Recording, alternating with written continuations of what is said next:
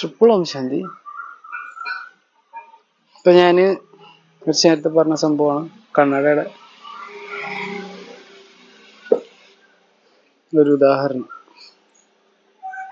ഈ കാറ്റഗറൈസ് ഒരു രക്ഷയില്ല. കാറ്റഗറി ആധാരത്തിൽ സമ്പത്ത് കിട്ടുന്നുണ്ട്. അതുകൊണ്ടാണ്. അല്ലാതെ ഇവര് വേറിട്ട സംഭവം എന്നല്ല. അതായത് അഷ്ടരത്നങ്ങൾ ഒരു വെറൈറ്റി ടൈപ്പ് ആത്മാക്കളും 33 കോടിയിലുള്ളവര് വേറെ വെറൈറ്റി ടൈപ്പ് ആത്മാക്കളൊന്നല്ല. പരമാത്മാ സന്താനങ്ങളാണ് ഓരോരുത്തരും. രാമാനുസർ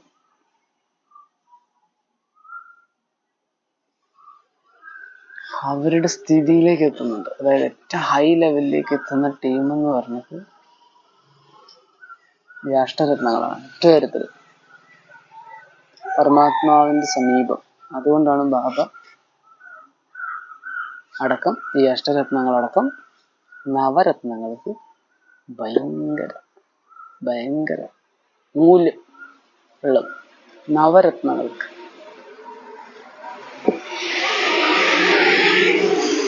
9 പിന്നെയും പ്രാധാന്യമുണ്ട്. ഞങ്ങളുടെ ശരീരം എടുത്ത് നോക്കുകയാണെങ്കിൽ നവദ്വാരങ്ങൾ,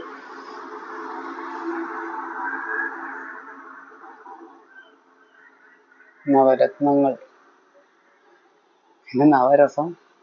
ജഗതി പറഞ്ഞിട്ടില്ല, ഞാൻ തന്നെ കണ്ടുപിടിച്ച 2-3 ഐറ്റം വെറൈറ്റി പോഷകൾ കൂടെ ഉണ്ട്, വെറൈറ്റി രസങ്ങളും കൂടെ ഉണ്ടെന്ന്. ഇങ്ങനെ പല വിധത്തിൽ അതേപോലെ നവരസങ്ങൾ കൂടാതെ വേറെയും കുറച്ച് രസങ്ങളും കൂടെ ഉണ്ട്.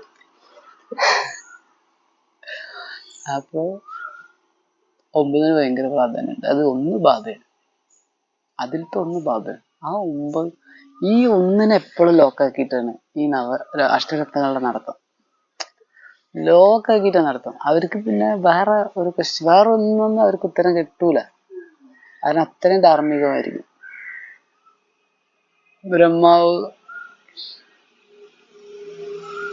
ബ്രഹ്മാവിന് അറിയില്ലായിരുന്നോ പോലീസ് സ്റ്റേഷനിൽ പരാതി കൊടുക്കേണ്ട കാര്യം?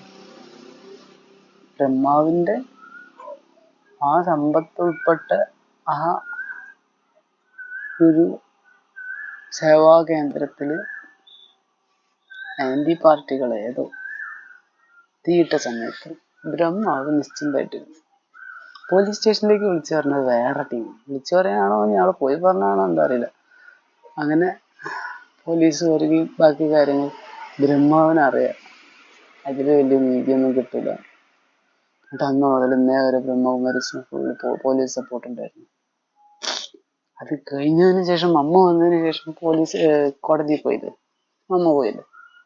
എന്തിനു? ചരിത്രങ്ങളുണ്ടല്ലോ.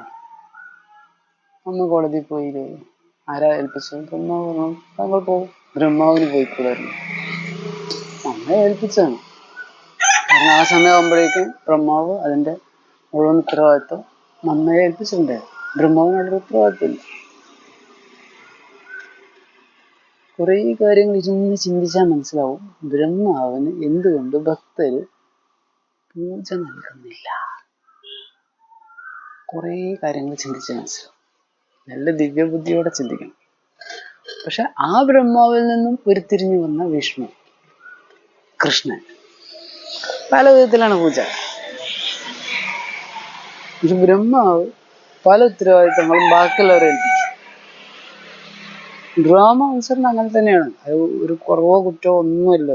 അതങ്ങനെയാണ്. ബ്രഹ്മാവിന്റെ പ്രായം ഇതിന്റെ പുറകെ ബ്രഹ്മാവ് നടന്നു കഴിഞ്ഞാൽ കൃഷ്ണനാവും കുറച്ചും കൂടെ ലേറ്റ്. ഡ്രാമ അനുസരണം. പിന്നെ ശിവബാബയുടെ ഡ്രാമയിലെ നിശ്ചയം. അതിലങ്ങനെയാണ് രചിക്കപ്പെട്ടിട്ടുള്ളത്. അങ്ങനെയാണ്. അതിനൊരു തെറ്റുമില്ല. അതങ്ങനെയാണ്. അതുകൊണ്ടാണ് ബ്രഹ്മാവിന്റെ അമ്പലങ്ങളിൽ വലിയ ഭക്തജനത്തിരക്കില്ലാത്തതും എന്നാ ബ്രഹ്മാവിന്റെ ഫോട്ടോ എല്ലാ ബ്രഹ്മകുമാരികളിലും കുമാരീസുകളിലും ഇന്ന് വളരെ സ്പഷ്ടമാണ്.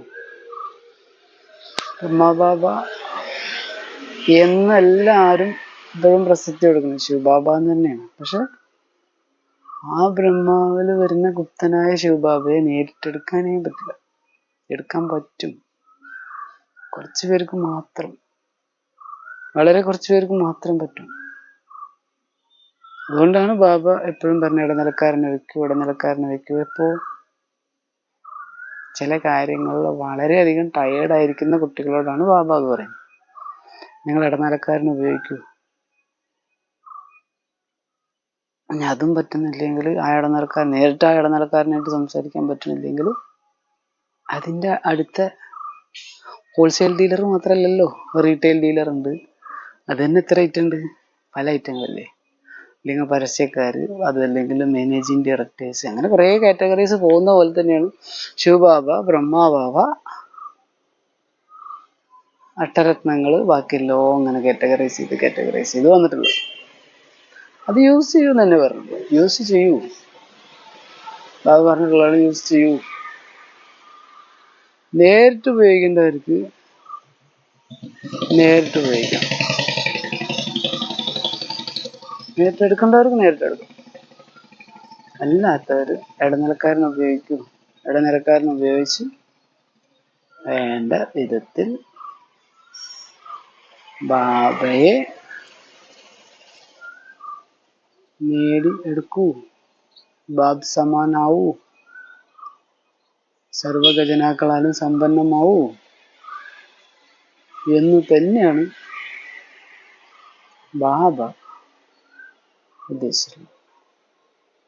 അത് ശരിക്കും ഇങ്ങോട്ട് മനസ്സിലാക്കണമെങ്കിൽ, ആ ദിവ്യബുദ്ധി ഇങ്ങോട്ട് പുറത്തേക്ക് വരണമെന്നുണ്ടെങ്കിൽ, എൻ്റെ ബുദ്ധി പരമാത്മാ ബുദ്ധി ആയിത്തീരണമെന്നുണ്ടെങ്കിൽ വീണ്ടും അതുപോലെ ഓർമ്മിക്കണം. കഴിഞ്ഞ കൽപ്പത്തിൽ എങ്ങനെ ഞാൻ ചെയ്തു, എന്താണ് കഴിഞ്ഞ കൽപ്പത്തിലെ എൻ്റെ പാർട്ട്, എന്താണ് എൻ്റെ സീൻ, അതുപോലെ പ്ലേ ചെയ്യണം. കൊടുത്ത കൊല്ലത്തും കിട്ടും പറഞ്ഞിട്ടുണ്ട്. അപ്പൊ നമുക്ക് എന്തൊക്കെ കിട്ടിയോ അതൊക്കെ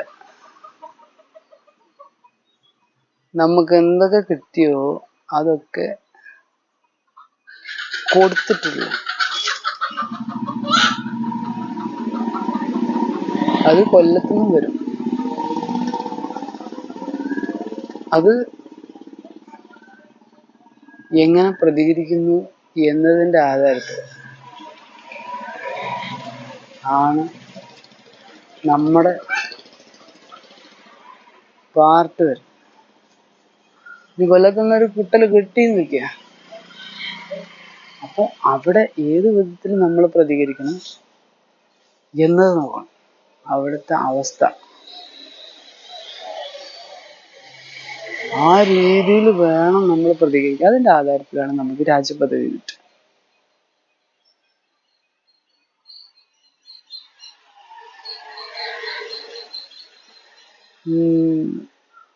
യാത്രകൾ ചെയ്യാണ്ട്, അതല്ലെങ്കിൽ ഇനിയിപ്പോൾ യാത്ര ഒന്നും ചെയ്യണില്ല എന്ന് പറയാം, നമ്മൾ നാട്ടിൽ തന്നെ ഇരിക്കുന്ന ഒരാളാണെന്ന് വയ്ക്കുക. പക്ഷെ പല സ്ഥലങ്ങളിലും പല സാധനങ്ങളും ഉപയോഗിച്ചിട്ടാണ് നമ്മൾ ഓരോരുത്തരും ജീവിക്കുന്നത്. ഇപ്പം ഈ മുണ്ട്, ഈ ഷർട്ട്, ഈ മൈക്ക്, ഈ ക്യാമറ, എല്ലാ സംവിധാനങ്ങളും പല പല സ്ഥലങ്ങളിൽ നിന്നും ഇങ്ങോട്ട് എത്തിയിട്ടുള്ളതാണ്. എപ്പോ ഓരോ 5000 വർഷം കൂടുമ്പോഴും ഓരോരുത്തർ ചെയ്ത് തിരിച്ച് എത്തുന്ന. ഉദാഹരണത്തിന് ഇപ്പൊ ഈ ഷർട്ട് ഉത്തർപ്രദേശിൽ നിർമ്മിക്കുന്നതാണെന്നൊക്കെയാ, കൃത്യമായിട്ട് ഉത്തർപ്രദേശിൽ നിർമ്മിച്ച് അതിന്റെ റീറ്റെയിലർ, അതിന്റെ ഹോൾസെയിലർ, അതിന്റെ റീറ്റെയിലർ, അത് കഴിഞ്ഞിട്ട് അതിന്റെ മാർക്കറ്റേഴ്സ്, അത് വഴി ഇത്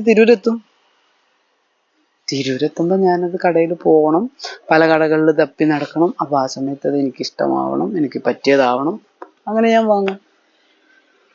എപ്പോ കൽപ്പം വീണ്ടും ഇതേ നൂല്, ഇതേ ഷർട്ട് വീണ്ടും നൂലായി പ്രകൃതിയിൽ വീണ്ടും ലയിച്ച് ചേരും. ചിലപ്പോൾ കത്തിപ്പോവും, അതല്ലെങ്കിൽ ചിലപ്പോൾ മണ്ണളിഞ്ഞു പോവും. എങ്ങനെയായാലും ഇത് വീണ്ടും അതേ സ്ഥലത്ത് തന്നെ അതിൻ്റെ ടൈം എത്തുമ്പോൾ അതിൻ്റെ സംസ്കരണ വസ്തുക്കളായി തീരുകയും വീണ്ടും അതേ പ്രോസസ്സ് ചെയ്യുകയും അത് ഷർട്ടായി മാറുകയും വീണ്ടും അത് ഇവിടെ തിരുവരുത്തുകയും ഞാനത് കൽപ്പത്തെ പോലെ വാങ്ങിക്കുകയും ചെയ്യും. ചെറുതോ നല്ല ഡ്രാമ, നല്ല ദിവ്യബുദ്ധി വേണം. അത്രയ്ക്കും അവിടെ ചിന്തിക്കാൻ പറ്റാത്തവര്, നമ്മുടെ തലയിൽ മുടി കൊഴിയുമ്പോൾ ചിന്തിക്കണം, അത് കൽപ്പകൽപ്പത്തും കൂടിയാണ്, കൊഴിഞ്ഞു പോയി പോട്ടെ. താടിയാണെങ്കിലും രോമാണെങ്കിലും ഇതൊക്കെ കൽപ്പം നടക്കുന്നതാണ്. ആരെ കൊണ്ടുവന്നത്? എവിടെയുള്ള സാധനമാണ് ഇതൊക്കെ? ഒരു കോശം എന്ന് പറയുന്നത് സിമ്പിൾ അല്ലേ, പ്രപഞ്ചത്തിലുള്ളതന്നെ. എവിടുന്ന് വന്നു? സയൻസ്. ഒരു സയൻസ്. ഇത്രയും വിശാലമായ പ്രപഞ്ചത്തിൽ ഇത് നടന്നു, ഇതിന് സയന്റിഫിക്കലായിട്ട് നമുക്ക് കിട്ടുന്നതെങ്കിൽ എവിടെ വേണമെന്നുള്ളതിലാവാം, എത്ര ദൂരം വേണമെന്നുള്ളതിലാവാം. എന്തും നമ്മുടെ ശരീരത്തിലുള്ള എന്തും ചോരയാണെങ്കിലും നീരാണെങ്കിലും ഇവിടെ ഉള്ളത് വേണം. ഇവിടെ നിന്ന് എവിടെ വേണമെങ്കിലും പോകാനും പറ്റും.